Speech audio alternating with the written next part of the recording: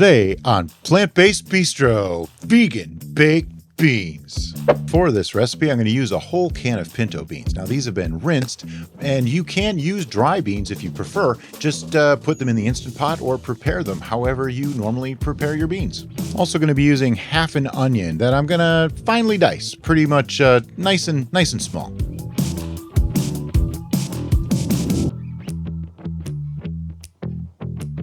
Then we'll just push that out of the way and get to the garlic. Now, my recipe calls for 2 cloves of garlic, which means I'm going to use 4 because that's just how I do things.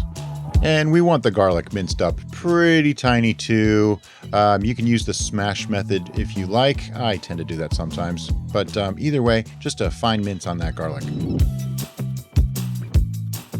Now it's time to bring in the heavy hitter, my Lodge baked beans pot. It's really just a smaller cast iron Dutch oven that I like to use for baked beans, and I pretty much always make baked beans in this. I'm just going to put all of those onions and garlic into that pot, along with our can of beans. Make sure you get them all in there. There's always that one little hanger on her that doesn't want to get in. Now we can start adding our flavoring ingredients, like a 1/4 cup of ketchup.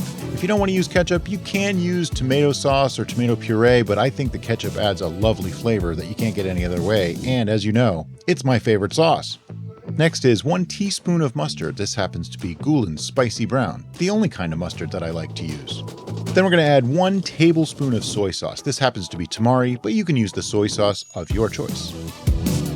Next, we have 1 tablespoon of garlic powder and 1 teaspoon of onion powder. And for some sweetness, we're going to add a 1/3 cup of brown sugar. This could be dark or light, whichever brown sugar you have. It's just to get that molassesy flavor in there. And then we're going to add 1 tablespoon of apple cider vinegar. Adds a little tang, a little acidity to it. And now we mix. Make sure all of that gets incorporated really well. You don't want anything to be dry in there, and you don't want anything to burn by being stuck to the bottom of the pot. Once it's all mixed up, we're going to put the lid on and put that into a 300-degree Fahrenheit oven for anywhere from a half an hour to 2 or even 3 hours. I actually forgot one very important ingredient, and that is fresh cracked black pepper. Derica may never forgive me if I had left that out. I cooked these for about 45 minutes, and as you can see, a lot of the liquid absorbed and the beans got nice and rich and thick. Time to stir it up. The trick here is you want to get everything off the bottom in case anything's stuck, and you don't want to mash those beans. So be careful when you're mixing. Don't overmix.